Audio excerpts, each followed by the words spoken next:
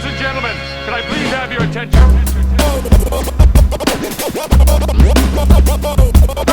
Stop what you're doing and listen. DOD45. Ask you what your interests are. Do you like it? Who you gonna be talking to? First things first, the first what's best. Love, hey. Talk, questions, conversations, laughter.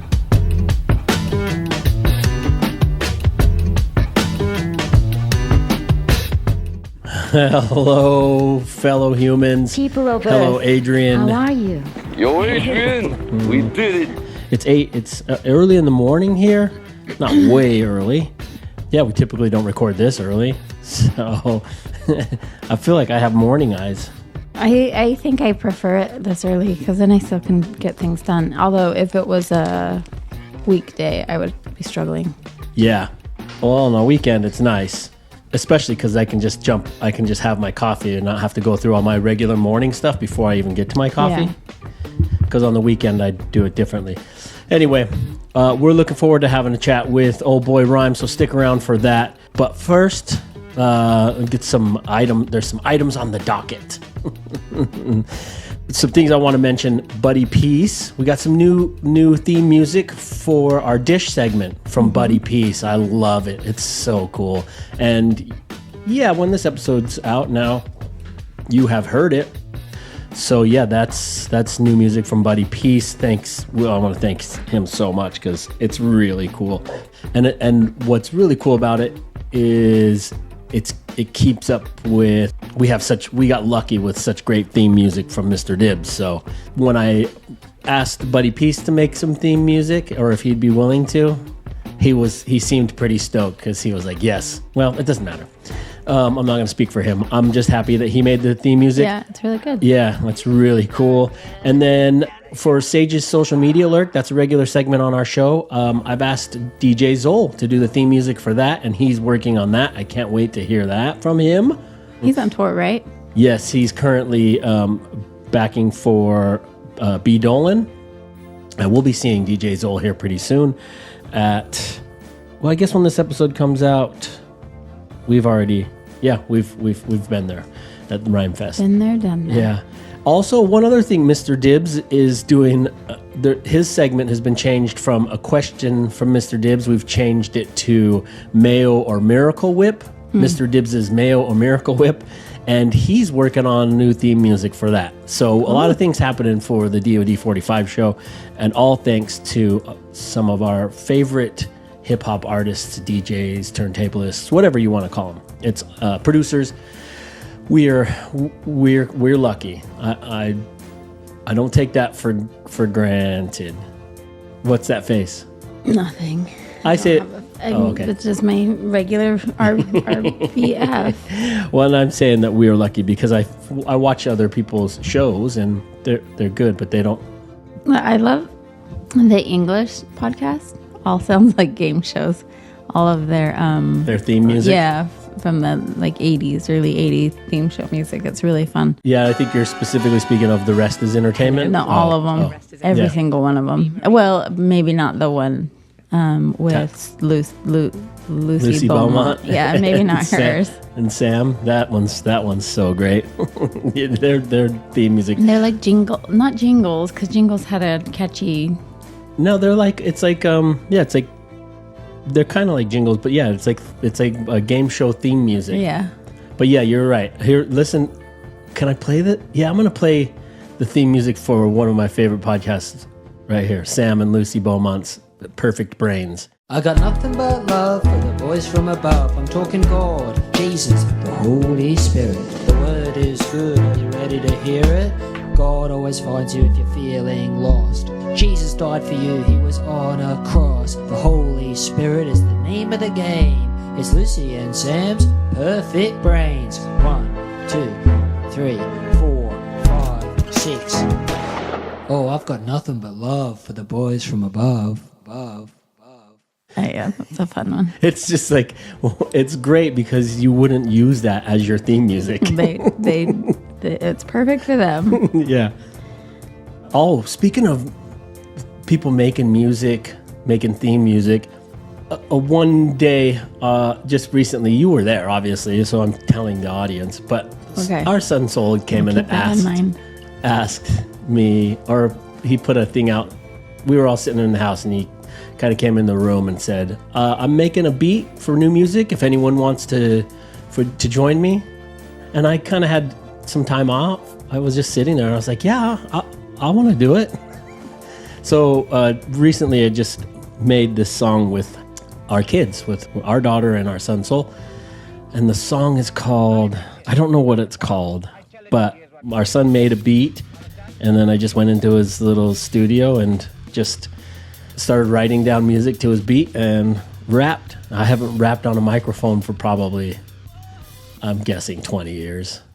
That seems about right. No, maybe not. 15 years, but still, I mean, it's been a long time. But it was a lot of fun. All the survivors who had been alone at the scene. I can't imagine dragons, wings clapping, smacking, Diddy Puff Daddy's closet dwelling skeletons. It's too soon. Yeah, I said skeleton. I can't imagine dragons, wings clapping, smacking, Diddy Puff Daddy's closet dwelling skeletons.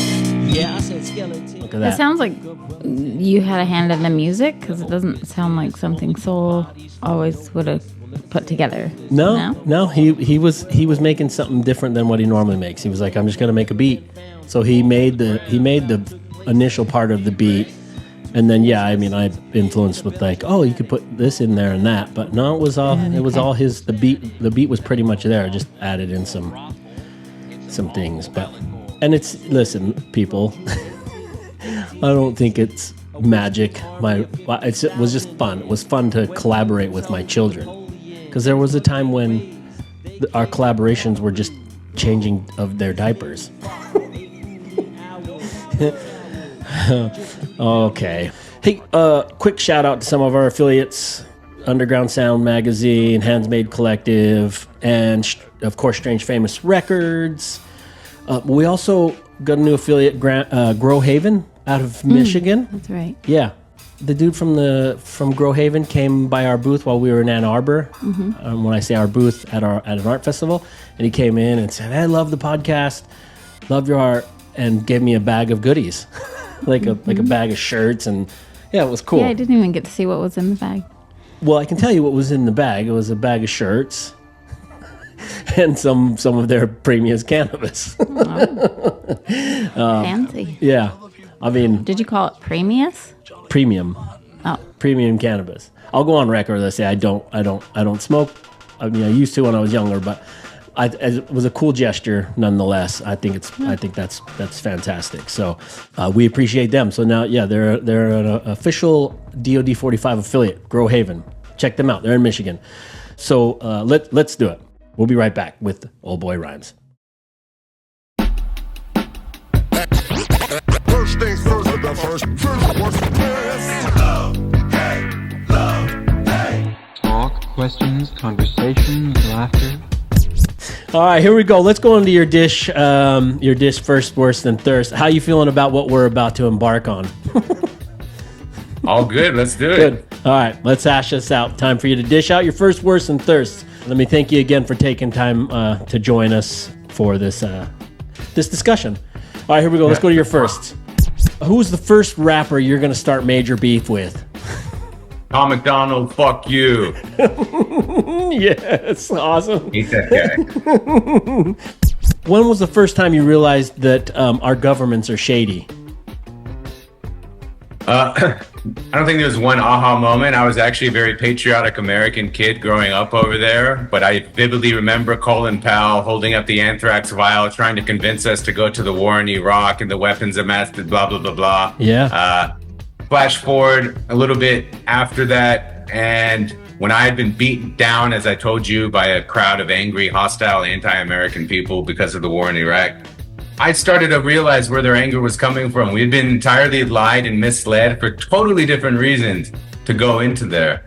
And that kind of, I think, started the process of reading way more and digging way more into the past and watching and reading a million different things. And You know, take a look at the CIA bombing in Balikpapan. Balikpapan is a small city in Kalimantan, Indonesia. No, most people don't know the CIA was literally flying planes over and bombing it in the 60s, trying to incite a coup against who they perceived were going to be the communists. Like, the US has done so many crazy shit, including greenlighting a massacre in Indonesia between 1 to 3 million Chinese Indonesians. Again, because they're afraid of communists taking over, and the US backed that entire process. So the more I read and then tied back the world I grew up in, it's just kind of opened my eyes a little bit.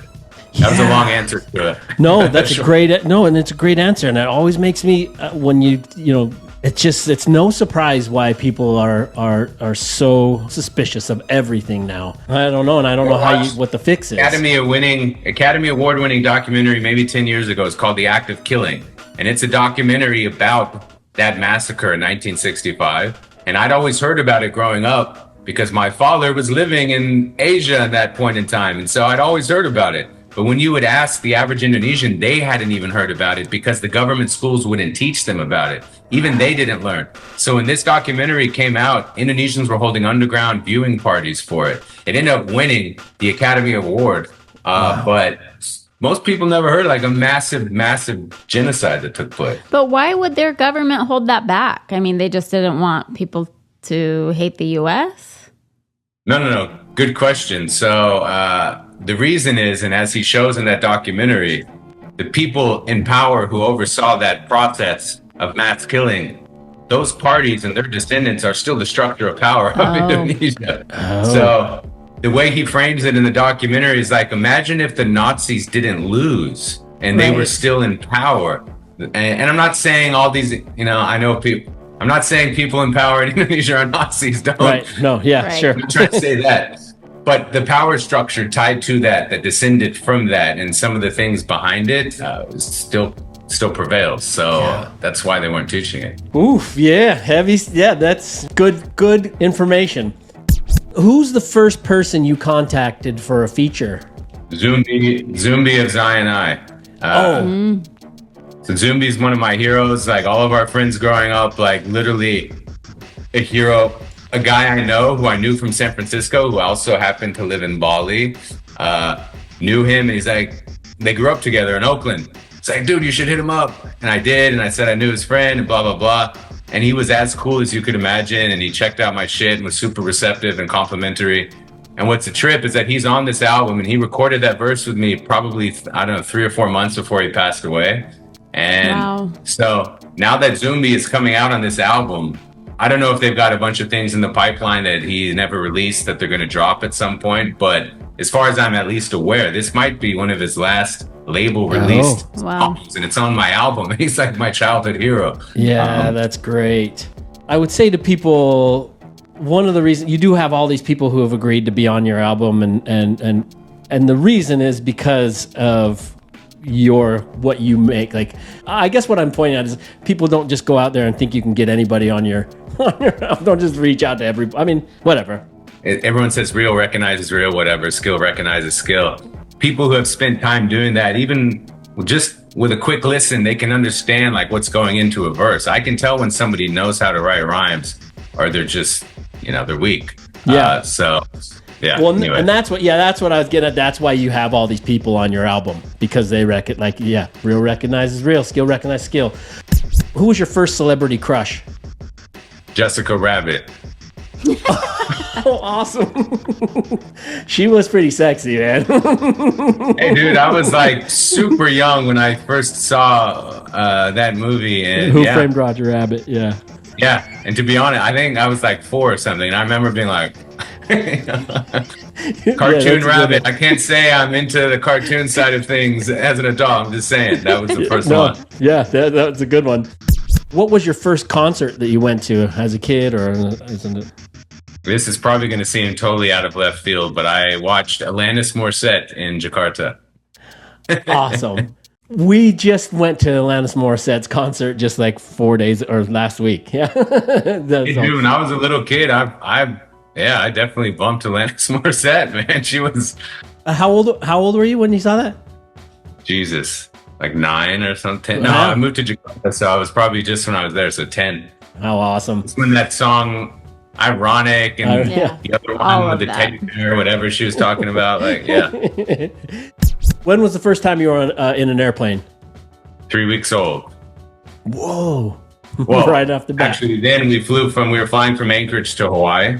So we opted to get out of the cold. My parents, we would go to Hawaii for Christmas. So you had enough snow. You didn't want a snowy Christmas. So we No. would go to Hawaii. There's a picture of my pasty porcelain Victorian skinned self with a giant head on a beach in the sun looking completely uncomfortable. I often ask my parents, like, that's fucking like child abuse. Like, what are you doing throwing me on that beach? But yeah. Yeah, I think a lot of people don't realize that's Hawaii is where a lot of people from Alaska vacation. Yeah, for sure. What about what's the first pet you ever had? Our family dog, right when I was born, Irish Wolfhound named Mickey. And you're probably not going to believe me when I tell you this, but when I was like, by the time I was 16 in Indonesia, at my house at the exact same time, we had 2 dogs, 2 cats, 2 snakes, an iguana. We had a shitload of birds. We also had 2 gibbons. And Wow. gibbons, if you don't know what they are, they're a primate. And they're not a monkey, they're an ape. And my parents rescued them from a market. They ended up getting rehabilitated and put out into the wild, but they lived with us for like a year. And I literally, and I'm not joking, I would come home from school and this guy they called Harry, this little boy gibbon, he would sit there and waddle around in his diaper and he'd sit on the couch right next to me, huge hands, drinking out of a cup, watching TV with me. Like, yeah. Did it feel like a sibling, or does it still feel like a pet? My parents and I laugh about it all the time. I actually fucking hated that that gibbon.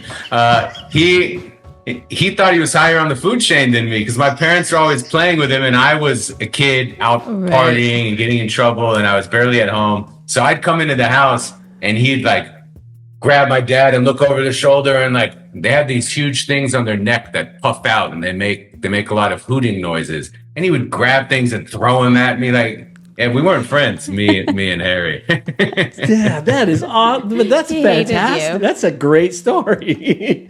That's weird. Who's the first person you idolized? My dad, for sure. Yeah, awesome. That's good. What was your first paying job? Apart from like my brother paying me to help his landscaping company one summer was when I did illegal moving of furniture in San Francisco. A guy would pay us. I found him on Craigslist to show up, and me, and it was usually a bunch of immigrant workers, would get into the back of his truck, and he would shut the door, right? There's no sleets back there. Yeah. We just lie on the floor and drive around the bay, and he pops open the back, and all of a sudden you're in like the East Bay, or you're somewhere really nice and fancy, and you're moving around furniture. Then you're in the back of the truck and lay in darkness as you go back across the bridge. Was it a good paying gig? Well. When you were as broke as I was in college at that point, it was. Yeah. What was the first thing you bought on credit? The suit to my wedding. Oh, good move. Was that like with a credit card, or did you get the credit from the store? Yeah, it was credits from a store. But to be honest, this is also going to seem unbelievable for the average American, but I've never had a credit card in my life until about 4 months ago. Wow. I just got one when I was back in the States visiting my parents. I've always figured just buy what you can pay for, you know? Yeah. Smart. They don't like people like you. The credit card the problem companies. is I don't have much credit in the US, and that's Right. a big problem when you're not part of the system. It's true. It's true. Blacklick, who's someone that's on your album, he's always spitting about he's got a great credit score. That's like one of his things that he loves to flex with. It matters. It does. Matters. All right, let's go on to your worsts. What's the worst American stereotype? Well, we talked a lot about it, and again, I don't want to seem like I hating on America. Probably thinking the U.S. is the center of the universe. Right. Yeah. What's a stereotype of Americans abroad? Is that what most people think?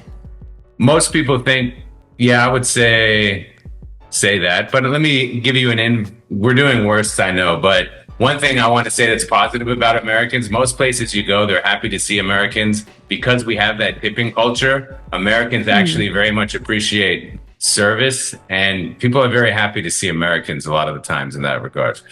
Yeah. What tipping is now sort of getting out of control in the States, but Well, that's true too. What's the worst food exported from the U.S.?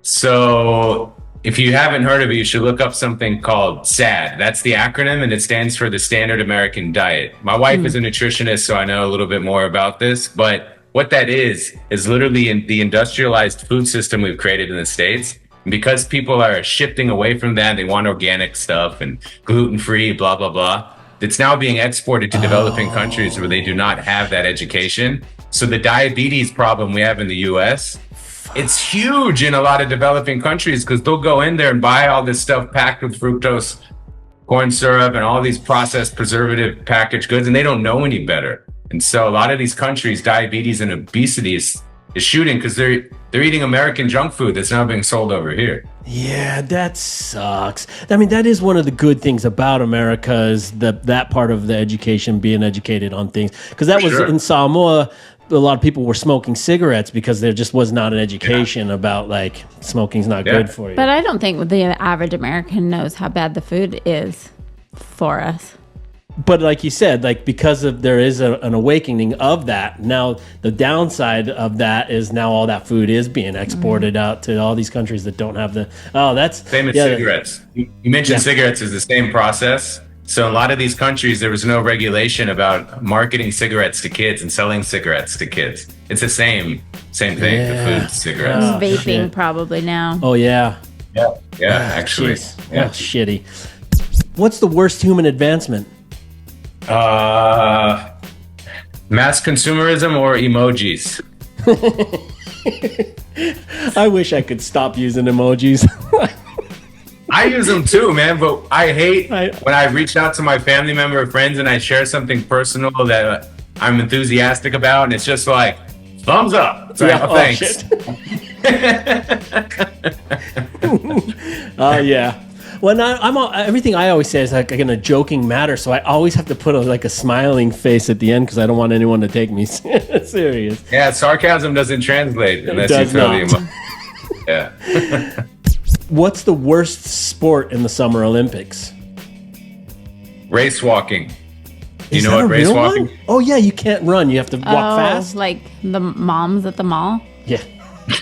Is that what you're talking about? Speed walking? Well, I used to think it was called speed walking. I think it's called race walking now. It's not a walk and it's not a run. It's literally a waddle. These people waddle, and it's an Olympic sport. Right? That's wild. Google it. It's just makes no sense. I'd rather see a moonwalk than a race walk, right? Well, speaking of, it's pretty fantastic the breaking's in the Olympics this year. That's fantastic.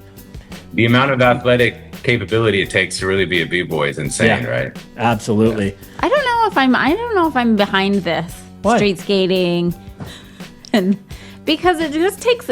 Does it take the culture out of it? Potentially. But who knows?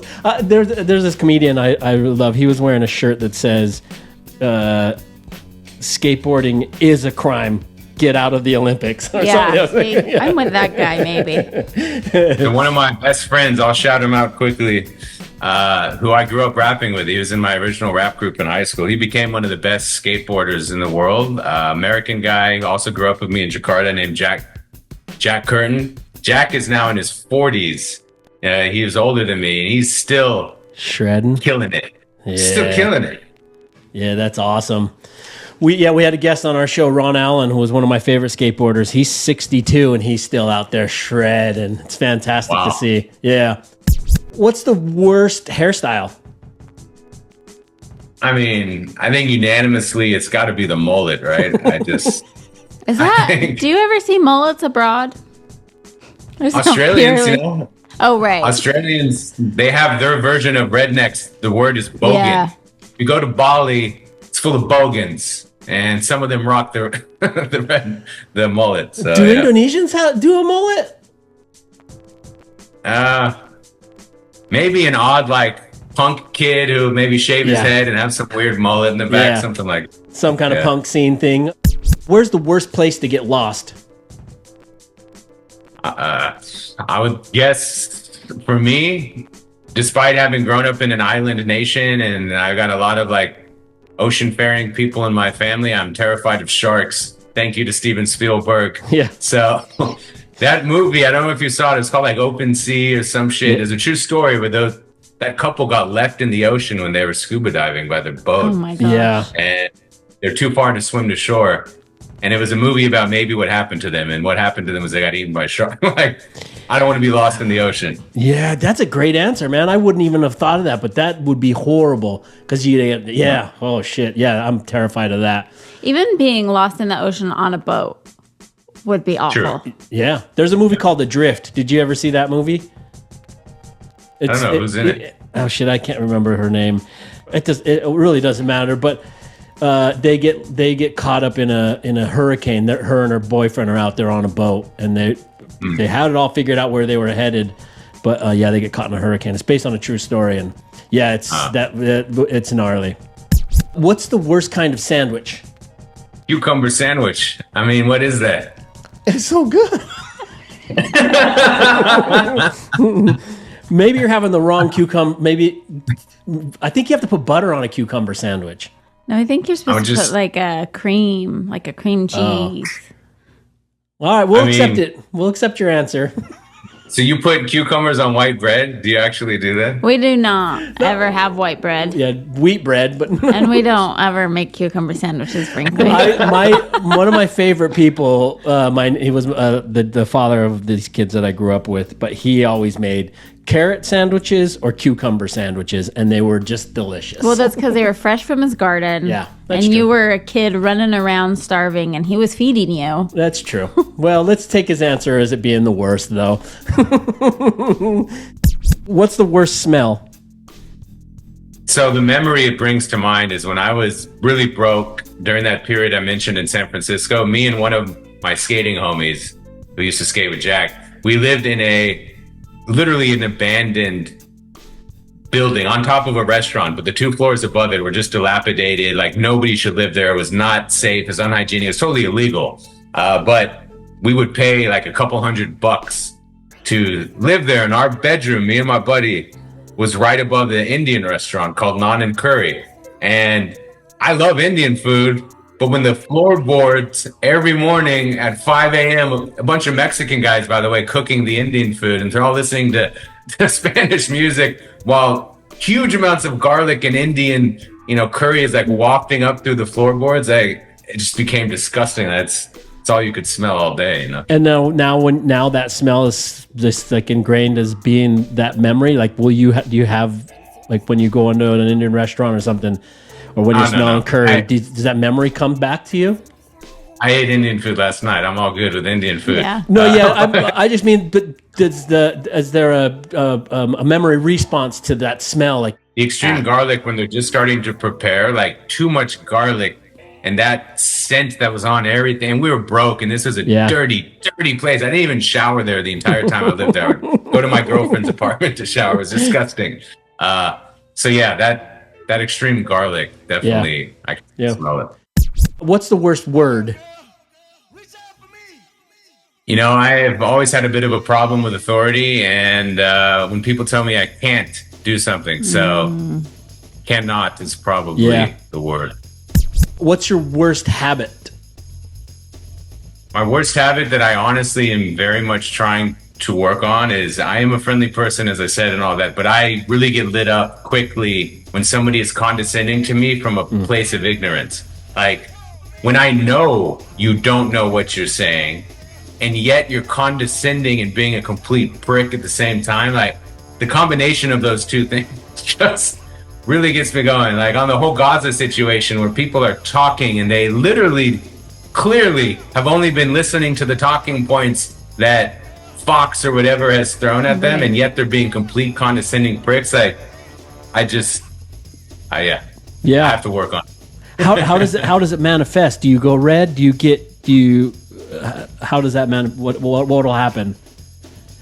I mean, yeah, my voice projects pretty quickly, and it already does. So when I start to get irritated or hostile, it becomes very clear, very obvious. But my wife is often trying to be like, all right, you gotta understand, like, it's their problem and they don't know, and you have to have empathy. And it's like, okay, I do have to remember that they come from a different place and perspective, and maybe they're not informed, so don't just necessarily want to, Yeah. Yep. That's where your morning workout comes in. That's right.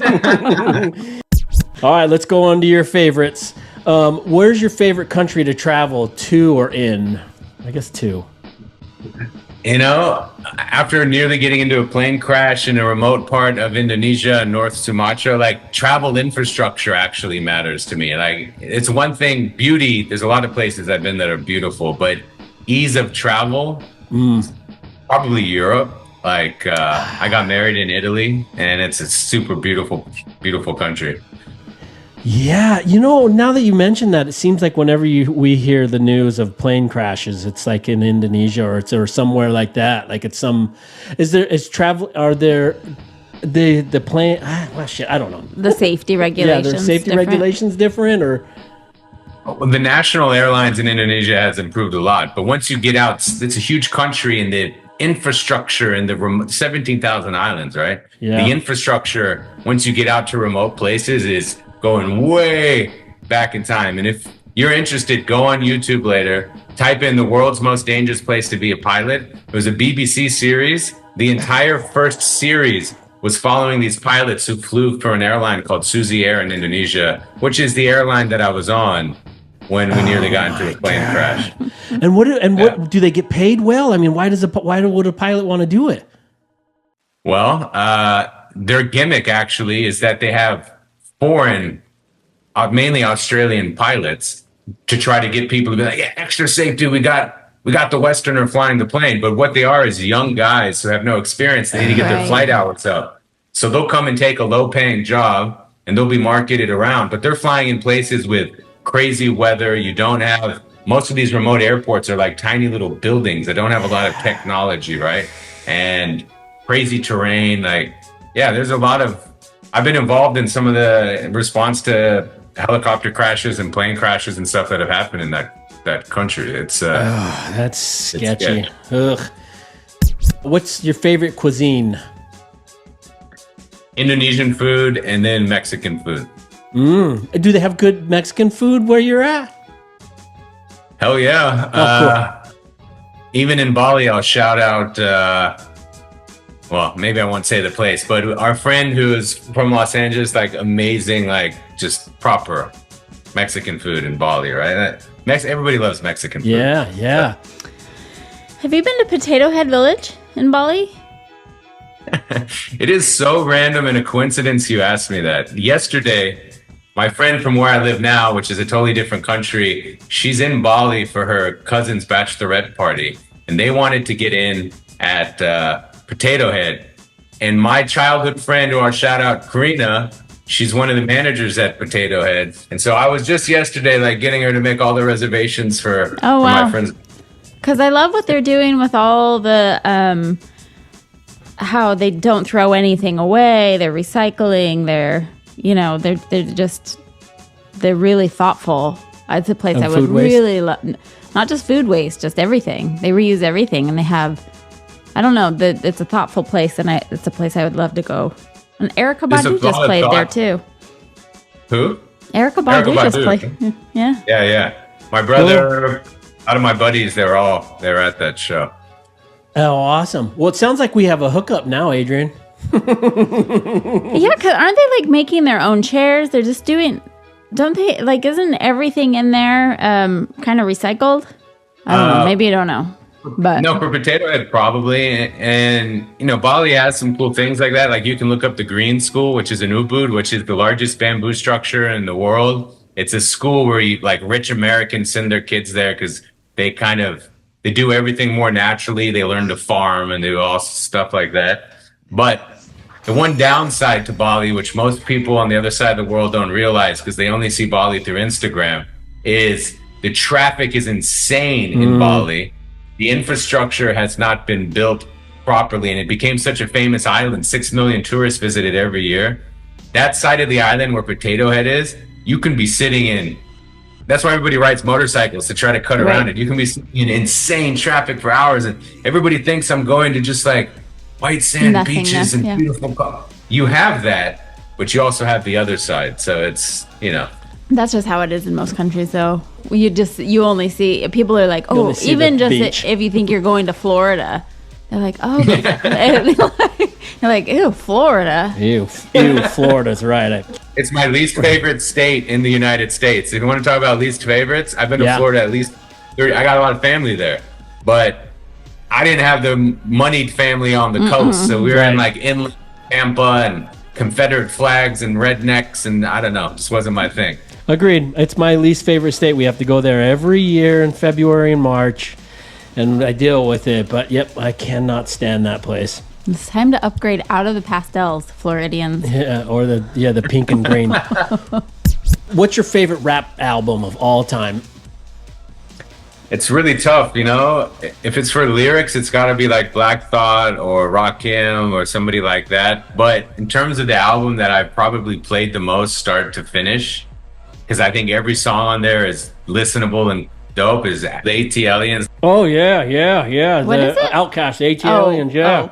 Yeah, fantastic. Great album. Yeah. That's Cast One's favorite album as well. Another strange, famous rapper. Good answer. What's the favorite part of America? Pacific, Alaskan. Then I lived in Northern California. So my wife's got a lot of family in Washington. My parents lived there recently too. So Pacific Northwest, I would say. Mm-hmm. Yeah, That's nice. It is really nice. Do you have a favorite movie of all time? You're drawing it right now, bro. Empire of the Sun. Fantastic. Favorite action star? Probably Denzel Washington. Oh, yeah. What's your favorite movie starring Denzel Washington? He's done a lot of dope movies, but maybe it suits my temperament, and also because it's about an American and kind of outside the U.S. I love Man on Fire. Oh, yeah. Great answer. I love that movie. I love the way it's shot. I love everything about that movie is fantastic. What's your favorite kind of sandwich? Pretty straightforward, simple, really well made BLT, probably. Just don't put any cucumbers on there. To be honest, I love sandwiches. I don't eat tons. I eat a lot of Asian food and kind of other stuff. But if I can find a good sandwich, it's rare over here to find an amazing sandwich spot. San Francisco had a place called Ike's, which made these insane sandwiches.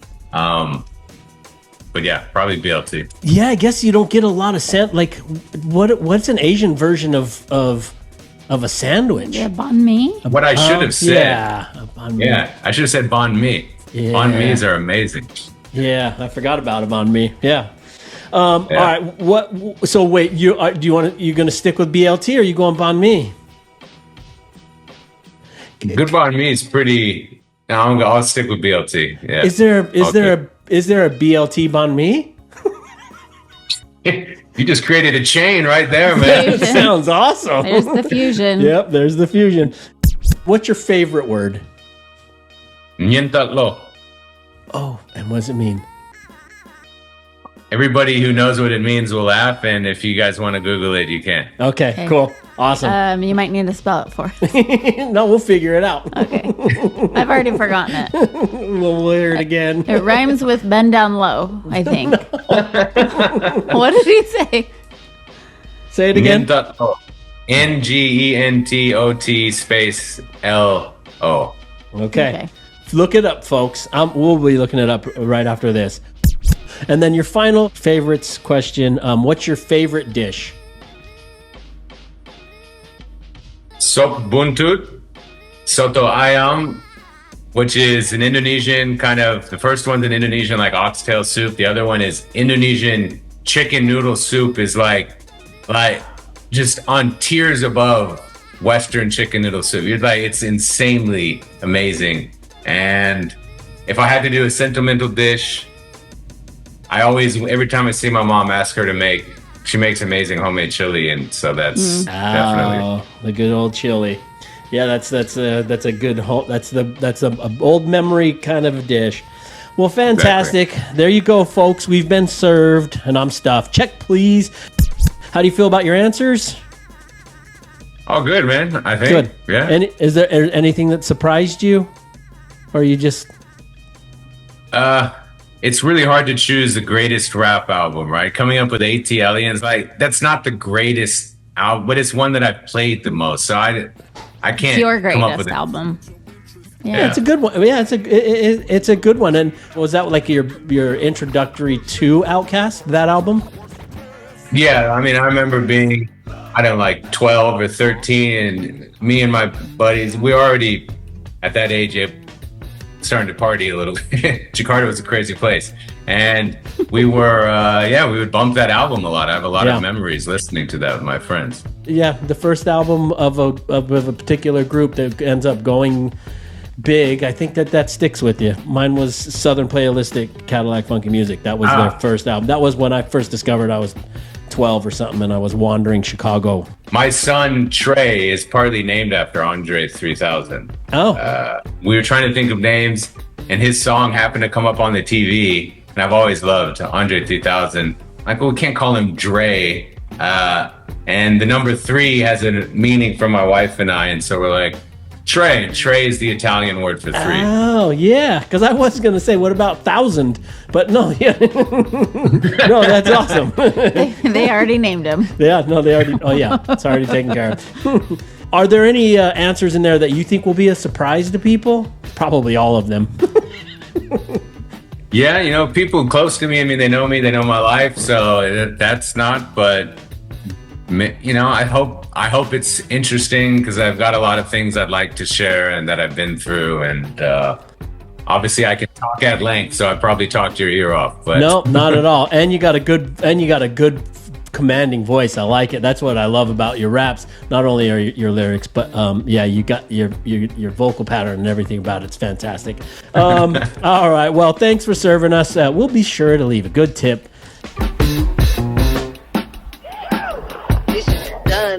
Brings them down to the shop. Who's the first rapper you'd start beef with, Adrian?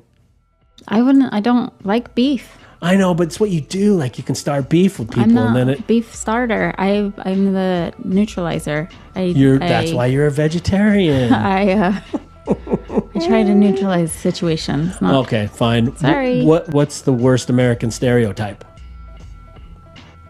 That we're all the same. And then what's your favorite country to travel in? To travel to? In. Or to. In. Or, yeah. It's a kind of a boring country, but I really love Denmark. But, like, there's not much geography there. There's not, like, vast changes in anything, and the architecture is not, like, amazing. But what was it? I don't know. It's like, it feels like the motherland to me sometimes. It just feels like my feet are on the ground. Yeah, I have fond memories of Denmark. Yeah, I don't like being there. So there you go. There's Adrian's answers. But that'll probably change in 20 minutes. So yeah, I was just gonna say with that Potato Head Village, I hadn't even known that they did shows, or maybe they don't. Maybe that was a one-off. But I was following them and saw that Erykah Badu was playing there, and I was like, wow, that's amazing.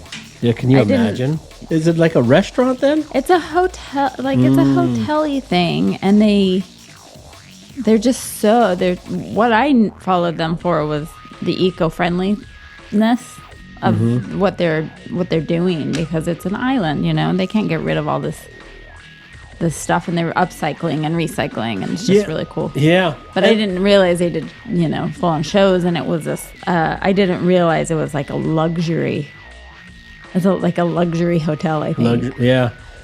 Well, yeah, how cool. Like, for people who don't realize, because maybe people don't realize, and I only know because it's the case in Samoa, but they don't have garbage, like the infrastructure is not set up for Garbage the mass disposal. consumption that we do. Yeah, like in the U.S., you just put your stuff in the garbage can, and And then it does anyone disappears. really? Yeah, it just goes Turns away. into a mountain somewhere. But yeah, in Samoa, I remember the first time I was in Samoa, it was a big thing. Like they just throw things have changed because now they're realizing, but they had a pile of garbage just out the backside of these little huts that they live in. But that's not sustainable. So they used to burn it too, and then some environmentalists had came into the island and were trying to, we're teaching them, some of the chiefs and stuff, like how bad that is. And so I don't know what the best system is for them, but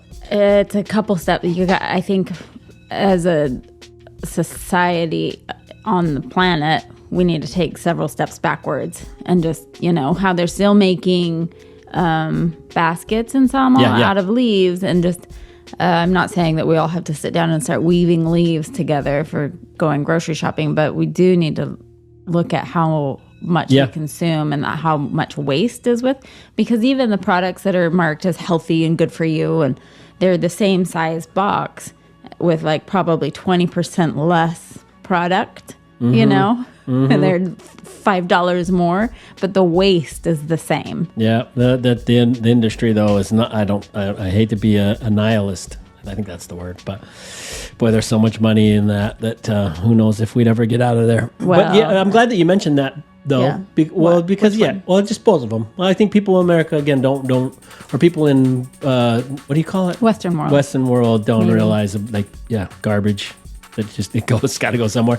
But then the other thing in the Samoa, they still make their baskets out of the leaves, or bowls out of coconut. But they are getting a lot of imports from New Zealand and China. So that and packaging is now plastic. So that has to go somewhere, either burnt in the air or. All right. Well, let's steer clear of our preachiness. No, I thought another thing he said when he was when we were talking about mullets and the Australians, the redneck Australians. We had a friend who went to Australia in the last couple of years, and I was chatting with him, and I was like, so how was it? And he got on Tinder. He's gay. He got on Tinder, and he was like, yeah, but I couldn't find any. I was thinking I'd find all these hot Australian guys, but there were all these redneck guys on Tinder. And, I don't know. I think if I was gay, that would be the kind of guy I'd You're be into the redneck mullet I think guy? So.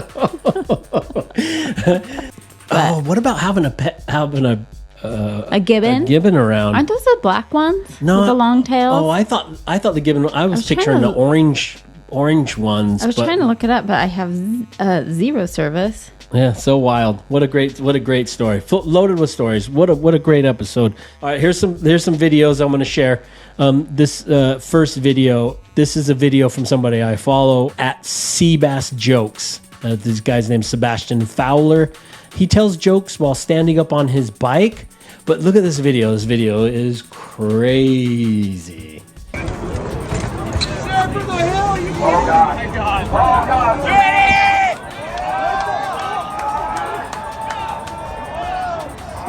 What the fuck? Who did? Yeah, I don't like that. No helmet, nothing. He's a funny individual. So open up the second video. So like I said, he stands up. He's a comedian, and he tells jokes while riding on his bike. Why do seagulls fly over the sea? If they flew over the bay, they'd be bagels. See you tomorrow. Thanks, Ryan. Does his shirt say butt stuff? Yeah. He's a funny guy. I don't know. I like it. So there you go. At Seabass Jokes on Instagram. I didn't even like riding bikes sitting down on them. Yeah, I don't know. That first video, I was just like crazy. But, there are people doing crazy stuff like that. But I don't know. He's going so fast. He likes pink. I ride my bike, and when I'm going fast down this one hill part, I'm like, it's sketchy. Yeah. And, all right, here's a time-lapse video. This one's a little bit of a longer one, but this is a drawing that I did a long time ago, and it's inspired by Sage Francis's song "Makeshift Patriot." And I use this in this episode because that Master Cleanse song, that was when I first heard it, when Sage's verses on there, it has this feeling of like makeshift patriot to me. And I think a lot, not just to me, I think a lot of people were mentioning like this feels like a makeshift patriot, Sage Francis. So, and you can just play it. And I would never make a song that everybody agreed with, because how do you do that? You know, you do that by making songs that don't say anything. And if no one's challenged in any way possible, there's no way you can be misinterpreted, and there's no way anyone could build up enough emotions to react. So what? Something that's I posted this video on my YouTube long before you know, there's any connection to Sage. I knew I was always a huge fan of his music. But I think this was 13 years ago when I first posted. This is the actual first post video. Couldn't have been 13 years ago. It couldn't have been. It's right after 2. Yeah. Anyway, do you want to hear what I wrote with the post while we're watching it? Sure. I must have. Let's see. This what I posted with it said, this drawing was influenced by many things, inspired by Sage Francis's song "Makeshift Patriot," inspired by the sacrifice that firefighters make every day, influenced by the rise and fall of the Roman Empire, inspired by history, inspired by nature, inspired by not only the horrors of 9/11, but also the encouraging actions of many people and communities coming together to help one another throughout the following days. Influenced by the fear-mongering in politics and the media, and influenced by the good, the bad, and the ugly of mankind. I spend most of my days creating, hanging with my wife and kids, and traveling. Sometimes I check in on the news to see what's going on in the world, and every time I turn on CNN, no matter what the story, they lead with breaking news. I bring that up because I wrote that's on the turtle, that breaking news there. I'm fully aware that this is a bait and hook tactic to stir up the public's emotions, maintaining viewership. But with the fragility of many people in society, I believe it's a dangerous and irresponsible attack. Blah blah blah blah blah. All right, you wrote a lot of stuff. God, no kidding. But I think I thought I wrote something different. But yeah, anyway, it's based on makeshift. It was inspired by a makeshift patriot.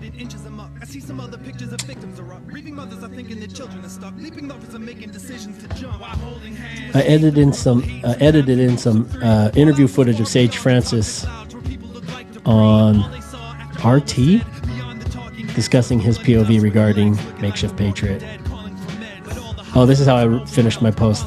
I don't speak for him. He doesn't speak for me, but I think his song and my drawing genuinely come from a similar sentiment. The one we rally behind. He's got a megaphone and he's promising to make heads roll. We cheer him on, but asbestos is affecting our breath control. The less that we know, the more they fabricate, the easier it is to sell souls. There is a new price on freedom, so buy into it while supplies last. This song was really important. I felt like it's like a protest song, like in the vein of Neil Young or something. With pride, especially the white part. We're selling addictive 24-hour candlelight vigils in TVs. Freedom will be defended. I think it's a perspective a lot of us have that doesn't really know how to articulate it or say it or even express it. I'll show you which culture to pump your fist at, which foot is right to kiss. We don't really know who the culprit is yet, but he looks like this. We know who the heroes are, they're not the xenophobes who act hard. We taught that dog to squat, how dare we do that ish in our own backyard. They happen to scar our financial state and char our landscape. Can you count how many times so far I ran back the same damn tape? While the cameraman creates news and shoves it down our throats on the West Bank with a 10-second clip put on constant loop to provoke US angst. So get your tanks and load your guns and hold your sons in a family huddle, cause even if we win this tug of war and even the score, humanity struggles. There's a desperate need of blood for what's been uncovered under the rubble. Some of them dug for answers in the mess, but the rest were looking for trouble. Makeshift patriot, the flag shop is out of stock. I hang myself at half-mast. Makeshift patriot, the flag shop is out of stock. I hang myself at half-mast. Makeshift patriot, the flag shop is out of stock. I hang myself at half-mast. It's the makeshift, the patriot, the flag shop is out of stock. I hang myself. Don't wave your right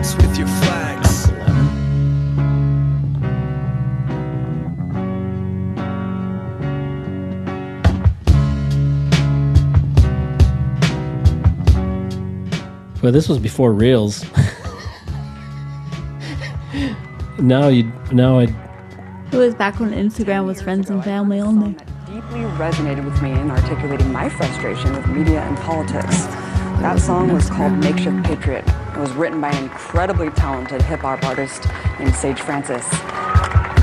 I have to talk about this song because that's what turned me on to you, Makeshift Patriot, back right after 9/11. You wrote the song a month after 9/11. You released it the same exact day. It's talking about everything from the media analysis to the U.S. funding terrorism in the past. How the hell were you so prescient and you did not get sucked up into that patriotic fervor so soon? I was kind of still fresh out of university. I graduated with a degree in journalism, never pursued it, but at least they taught me the ethics of journalism. So then when I saw how the story was being presented, not only did it just kind of like, the red lights were blinking, like something was wrong. The way they were presenting the story was wrong. The way people around me were talking was wrong.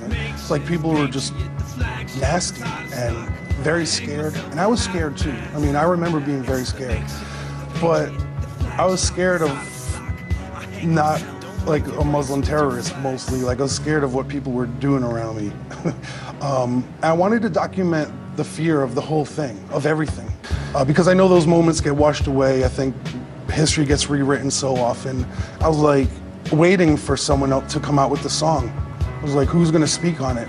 But everyone was just waving the flags, and it was the echo chamber of you know, what was being said on TV, and I felt it was wrong. I always thought it was hip hop's place to be that other voice, to be the alternative, and to speak some sense into a confusing or wrong situation. So that was my inspiration. Obviously, hip hop taught me that coming up, but my experience with journalism also showed me another angle. So I wanted to like address that in the song, and not have it be about 9/11 per se, but that's part of it. But it was culture, journalism as a whole, media as a whole, and culture as a whole. The fear-driven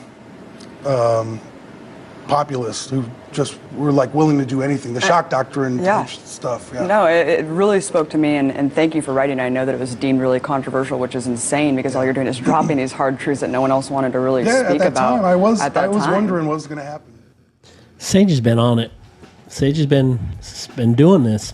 He's been in it. Do you think his eyes are hazel? Because sometimes they look really brown and sometimes they look green. That's what you take from the clip? Well, I've seen it 100 times. I wasn't like, no, that's not what I take. I don't know what they are. But I see them on here. Yeah. And sometimes they look green and sometimes they look brown.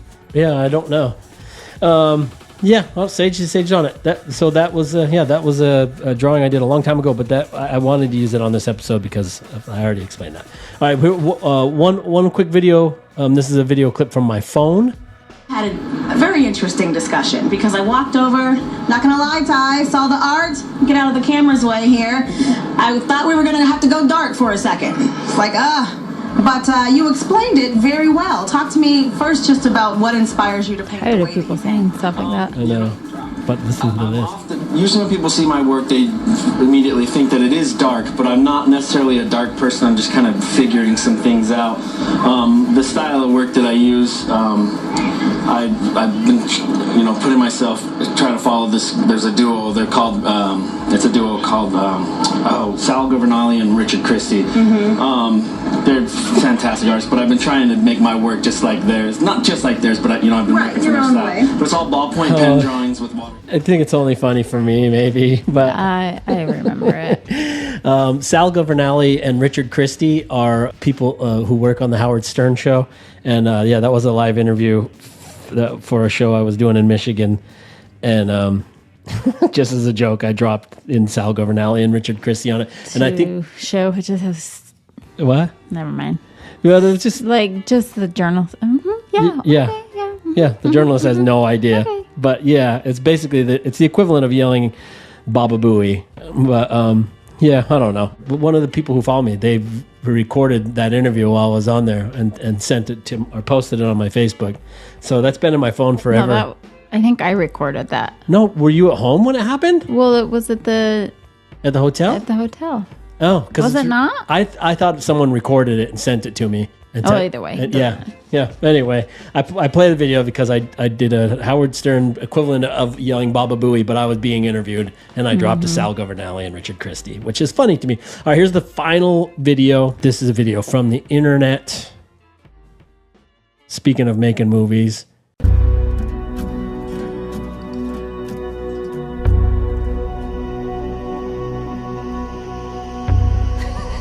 From the producers of Darkroom. This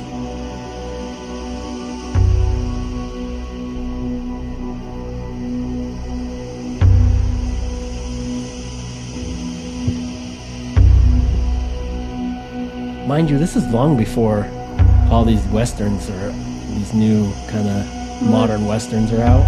They came and they went.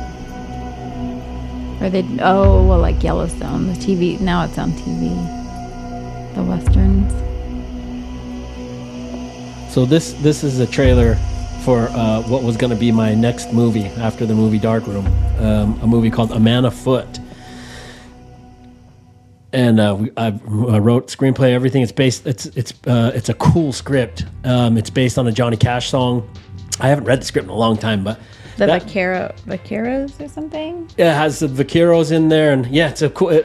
I think that might be the movie I end up making. I also have a movie about it's called The Legend of Toa, and it takes place in Samoa. But that might be a movie I try to do too. In Somalia. Can you play that video that you sent me? You sent me a video last night.